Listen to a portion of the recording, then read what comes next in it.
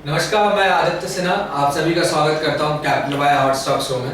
आज हमारे बीच है mister Sumit Lahoti, capital by के स्टॉक एनालिस्ट। आज हम इनसे जानेंगे मार्केट के बारे में और मार्केट कैसे परफॉर्म करने वाला है आने वाले समय में। तो मिस्टर सुमित, आपके हिसाब से मार्केट अभी आने वाले समय में कैसे परफॉर्म करने वाला है और आप ट्रेडर्स को क्या सलाह देना चाहेंगे मार्केट की स्थिति को देखते हुए, स्थिति के मद्देनजर? मार्केट की स्थिति के बारे में अभी बात करूं तो निफ्टी मुझे ओवरऑल बुलिश लग रही है और निफ्टी में अब हम लोग बाय ऑन डिप्स की रणनीति अपना सकते हैं। और निफ्टी में अगर 8900 के सपोर्ट से बाई किया जाए तो उसमें हम लोग 8975 और 9000 के ऊपर के टारगेट देख सकते हैं। और नीचे में अगर निफ्टी देखी जाए तो 8850 का मेजर सपोर्ट बन रहा है यहाँ पर। और अगर ये 8850 के करीब में जाती है तो हम इसमें बाय ऑन डिप्स की रणनीति अपना सकते हैं। आने वाले समय में ट्रेडर्स के लिए आपकी क्या सलाह रहेगी कि वो होल्ड करें अपने स्टॉक्स को या फिर प्रॉफिट बुकिंग के लिए जाएं? देखिए, कुछ स्टॉक्स ऐसे हैं जैसे कि अभी मैं अगर ऑटो सेक्टर की बात करता हूं तो ऑटो सेक्टर काफी बुलिश हुआ है। उसमें अगर मोटा मुनाफा मिल रहा है तो आप उसमें पार्शियल बुकिंग कर सकते हैं और एक ट्रेलिंग स्टॉप लॉस के साथ उसमें पार्शियल बुकिंग करके ट्रेलिंग स्टॉप लॉस लगा के आप उसमें मोटा मुनाफा कमा सकते हैं। लेकिन अगर किसी स्टॉक्स में आपको नहीं मुनाफा मिल पा रहा है तो आप उसमें होल्ड कर सकते हैं, क्योंकि अभी निफ्टी के अगर 8900 के ऊपर कंटिन्यूसली सस्टेन करती है तो उसके बाद हमें काफी अच्छे टारगेट मिल सकते हैं, क्योंकि निफ्टी के 9100 के भी टारगेट बन रहे हैं। और मुझे लगता है कि ओवरऑल अगर दिसंबर तक हम लोग वेट करें तो निफ्टी में 9500 के लेवल भी देख सकते हैं इजी। तो आने वाले समय में ऑल टाइम हाई कब तक, आपके हिसाब से कब तक मार्केट ऑल टाइम हाई मारेगी?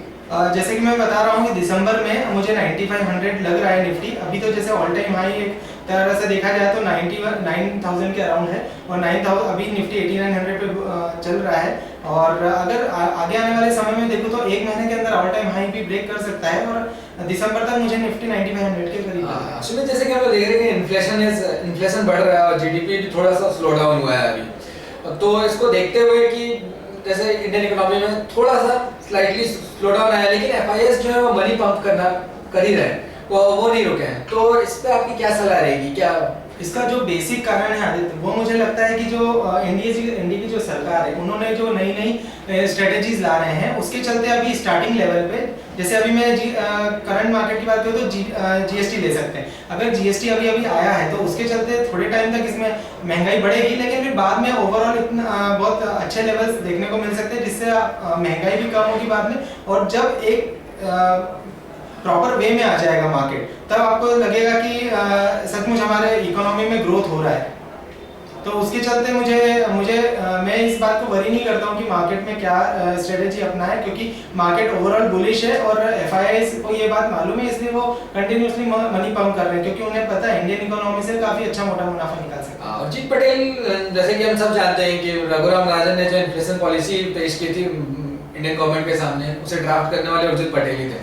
तो खास करके उर्जित पटेल के आने के बाद एज अ गवर्नर तो क्या इफेक्ट पड़ेगा इन्फ्लेशन पॉलिसी पे इंडिया? देखिए, ये बात काफी अच्छी है कि उर्जित पटेल ने ही जो मेन स्ट्रेटेजी बनाई थी और उन्हीं के चलते उनको पूरा कंसेप्ट, जहां तक हम देखें कि उर्जित पटेल जी को सारा कंसेप्ट क्लियर है। अगर वो एज ए गवर्नमेंट आते हैं तो फिर एनडीए की सरकार और उर्जित पटेल जी के संगठन से अगर एक जो काफी अच्छा हम लोग देख सकते हैं बाजार में आगे बहुत अच्छा बूम आ सकता है, जिसके चलते इन्वेस्टर्स को काफी अच्छा मुनाफा मिल सकता है, जिससे इंडियन इकोनॉमी भी काफी स्ट्रांग होने वाली है और आगे हम लोग हमारे इंडियन स्टॉक मार्केट को काफी ऊंचाइयों को देख सकते हैं। मिस्टर सुमित, हमने अभी काफी वक्त से देखा है कि मेटल्स के और गैस के जो शेयर्स थे वो डाउन साइड पे चल रहे थे, लेकिन अचानक से एक साथ प्राइस आई है उनमें, तो इसका कारण क्या है? इसका जनरली जो एनर्जी सेक्टर की अगर मैं पूरी बात करूं तो एनर्जी सेक्टर में एनडीए सरकार के आने के बाद काफी स्ट्रांग बुलिश व्यू बना है। इसका कारण ये है कि जैसे कि एक प्रॉपर एनडीए सरकार के आने के बाद जो कोल अलॉटमेंट्स रुके हुए थे वो प्रॉपर वे में अलॉकेट हुए हैं, उसके चलते कोल का प्राइस घटा है। उसके कोल के प्राइस घटने से जो कॉस्टिंग बैठती, लागत बैठती, वो काफी कम हुई है। अगर मैं पेट्रोलियम सेक्टर की बात करूं तो पेट्रोलियम सेक्टर जो क्रूड ऑयल में कंटिन्यूसली गिरावट आ रही है उसके चलते जो सारी कंपनियां हैं उनको काफी फायदा हो रहा है, उनको जो कॉस्टिंग है उनकी काफी कम बैठ रही है, उसके चलते उन्हें काफी मोटा मुनाफा मिल रहा है। तो इसके चलते स्टॉक्स में भी अच्छा बूम आया है। और इसके जो गैस एंड प्राइस की मैं बात करूं, अभी जो सब्सिडी का जो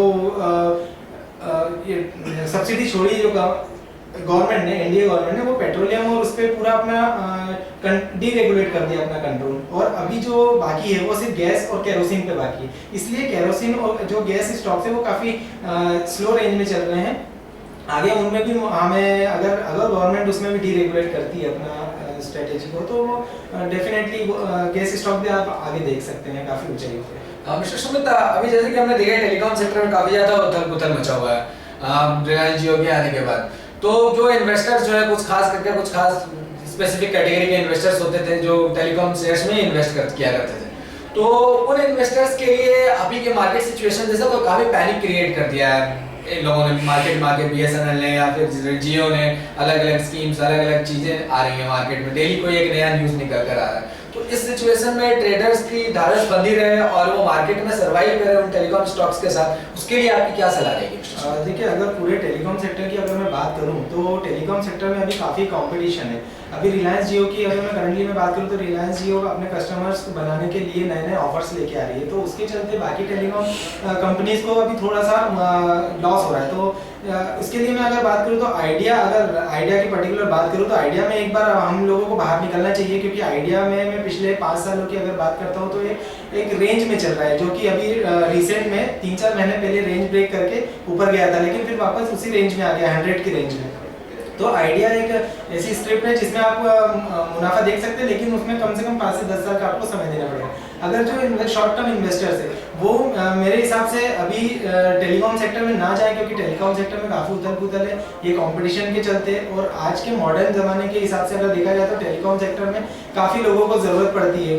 आप देखें अगर मोबाइल की जो ग्रोथ है, इतने ज़्यादा मोबाइल्स हो गए हैं आजकल मार्केट में कि इसमें टेलीकॉम सेक्टर को काफ़ी फ़ायदा हो रहा है। तो इसके चलते वो नए नए ऑफर्स लाएंगे बाद में भी, और अपने जो कंपटीशन है काफ़ी बढ़ने ही वाली है। तो टेलीकॉम सेक्टर में मैं ज़्यादा बूम नहीं देखता हूँ। इसके चलते अगर आप ऑटो सेक्टर, पेट्रोलियम सेक्टर में देखें तो उसमें ज़्यादा मुझे अच्छा लगता है। मतलब इन्वेस्टर्स को अभी दूरी बनाए रखनी चाहिए टेलीकॉम शेयर? जी बिल्कुल, टेलीकॉम सेक्टर में अभी मुझे इतना खास बूम नहीं लग रहा है, तो उसके चलते आप है ना, अगर जो लॉन्ग टर्म इन्वेस्टर है वो रख सकते हैं, अगर उन्हें मुनाफा नहीं हो रहा है और वो अपना लॉस नहीं काटना चाहते तो वो उसमें बने रह सकते हैं। लेकिन मैं चाहता हूँ कि उसमें थोड़ी सी अपनी शेयर होल्डिंग कम करें, आप ऑटो सेक्टर या फिर पेट्रोलियम सेक्टर में लगाए तो ज़्यादा मुनाफा कमा सकते हैं।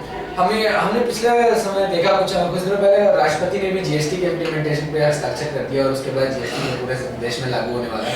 कुछ एक राज्यों ने भी जीएसटी लागू करने के लिए अध्यादेश पास कर दिया है। तो जीएसटी लागू होते ही मार्केट पे क्या इम्पैक्ट पड़ेगा, आपकी क्या सलाह रहेगी और आपकी तरफ से क्या कोट रहेगा? देखिए, जीएसटी एक बहुत ही पॉजिटिव, अगर मैं देखूं तो बहुत ही पॉजिटिव चीज़ जो गवर्नमेंट ने लाया है। इसकी जो सरकार ने नींव रखी थी वो वाजपेयी सरकार में रखी थी, फिर उसके बाद यूपीए गवर्नमेंट में इसमें काफ़ी खामियां निकाली, इसके कारण ये बिल अटका रहा था। अभी जीएसटी आने के बाद, जैसे कि अगर मैं कुछ सेक्टर की बात करूँ जैसे ऑटो सेक्टर, अभी हम 30 से 35% पे इसको हम लोग टैक्स भरते हैं, जीएसटी के आने के बाद ये सीधा 18% पे आ जाएगा। तो उसके चलते ऑटो सेक्टर में आप बहुत बूम देख सकते हैं, क्योंकि इसमें ऑटो सेक्टर में जो 2 व्हीलर से 4 व्हीलर से इनकी प्राइस काफ़ी कम होने वाली है। उसके चलते काफ़ी लोग इसकी तरफ जाएंगे और ऑटो सेक्टर में काफ़ी ग्रोथ आएगी सेल्स में भी। और अगर मैं टेलीकॉम सेक्टर की बात करूँ तो टेलीकॉम सेक्टर में जैसे अभी सर्विस टैक्स हमें 15% लग रहा है, तो इसमें 15% से 18% पे जाएंगे, तो इसमें थोड़ा सा हमें डाउनसाइड दे सकता है। जैसे कि मैंने अभी बताया टेलीकॉम सेक्टर में मुझे वैसे भी बूम नहीं लग रहा है, तो उसमें हमें अगर टैक्स ज़्यादा भरना पड़ा तो उसके चलते लोगों का इसमें यूज़ कम करेंगे, और ये मुझे थोड़ा सा डाउन साइड लग रहा है। अगर मैं टेक्सटाइल इंडस्ट्री की बात करूँ तो टेक्सटाइल इंडस्ट्री में अभी हम लोग 20 से 22% टैक्स देते हैं, अभी वो 18% पे आ जाएगा, तो उसके चलते उसमें भी बूम आ सकता है। तो सेंचुरी टेक्सटाइल हो गया, अरविंद मिल्स हो गया, इनमें काफ़ी हम लोग आगे बढ़त देख सकते हैं। मिस्टर सुमित, हमारे पास कुछ कॉलर्स के क्वेरी हैं जो कि आपसे जानना चाहते हैं आपकी एक्सपर्ट ओपिनियन उन शेयर्स पे जो उन्होंने होल्ड कर रखा है। हमारी पहली कॉलर है मिस पिंकी है पुणे से।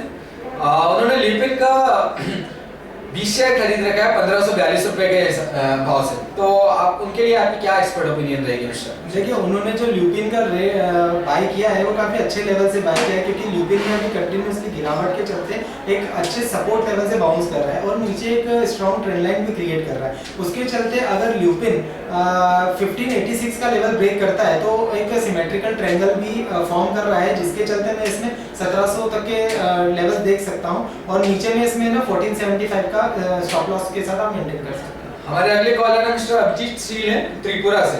इन्होंने जेके टायर के 150 शेयर्स खरीदे हुए हैं 82 रुपीस के भाव से, 82 रुपए के भाव से। तो इनके लिए आपकी क्या एक्सपर्ट ओपिनियन है? देखिए अभी टायर सेक्टर में काफ़ी अच्छा बूम है। आपने जो 82 से शेयर्स ले रखे हैं वो काफ़ी स्ट्रॉन्ग सपोर्ट पे बाय करके रखे हैं।